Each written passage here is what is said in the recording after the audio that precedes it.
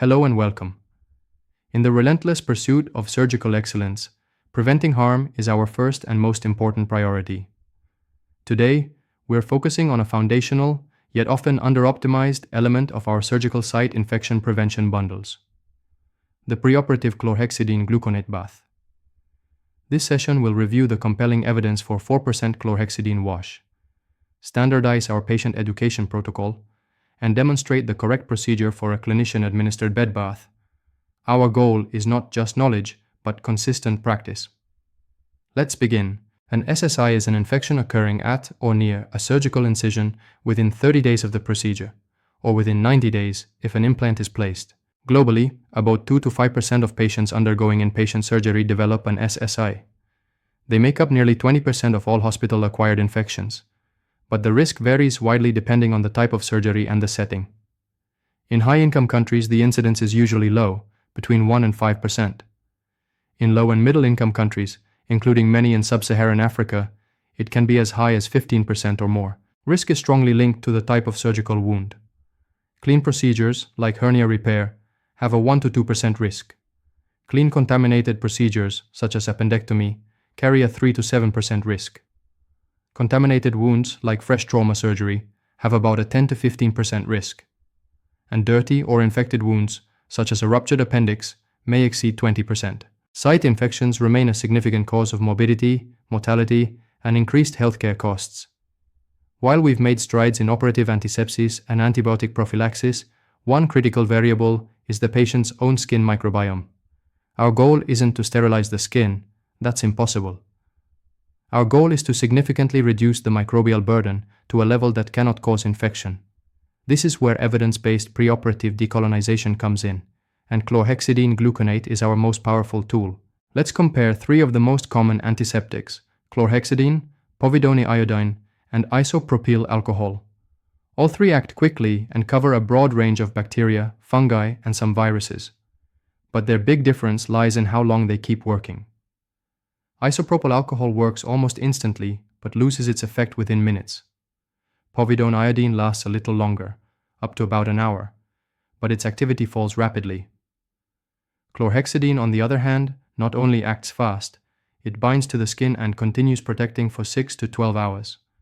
That prolonged action makes chlorhexidine the superior choice for surgical site preparation and catheter care, where ongoing protection is essential.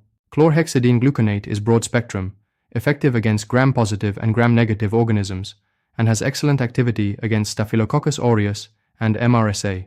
Multiple meta-analyses and society guidelines, including those from SHIA, AORN, NICE, CDC, and WHO, strongly recommend preoperative chlorhexidine bathing for its proven role in reducing surgical site infection rates across various surgical specialties.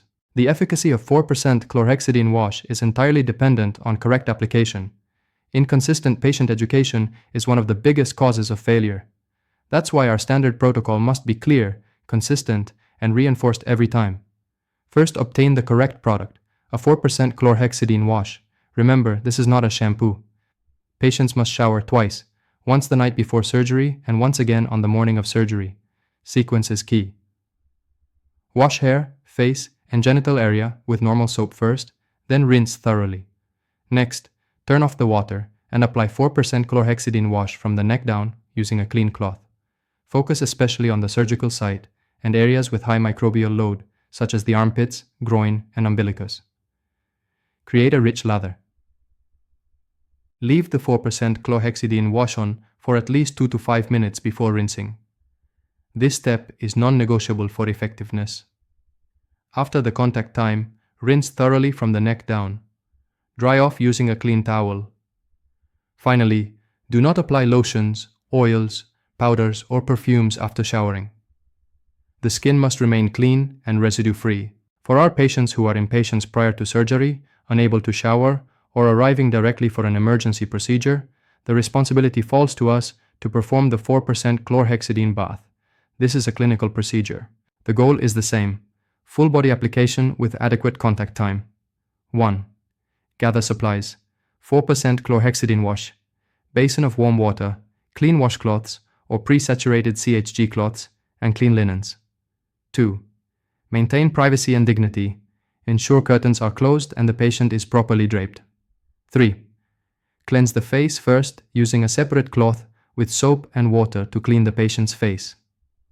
Chlorhexidine must not be used on the face to avoid contact with eyes, ears, and mucous membranes. 4. Pour the 4% chlorhexidine wash into the basin or use pre-moistened cloths. Using a systematic approach, such as distal to proximal, wash the entire body from the neck down. Pay close attention to folds, axillae, groin, and the intended surgical site. 5.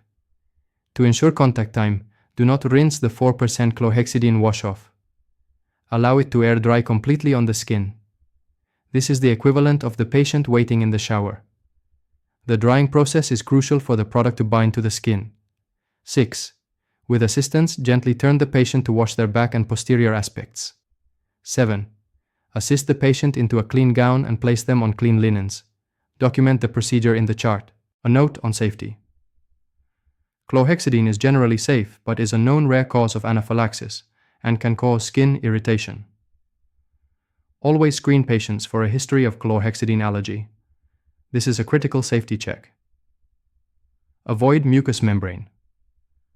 It must not come into contact with the eyes, ears, meninges, or brain. For neonates and infants, use with extreme caution and only per specific pediatric guidelines, as their skin is highly permeable. Implementing a standardized, system-wide preoperative 4% chlorhexidine wash bathing protocol is a low-cost, high-reward intervention.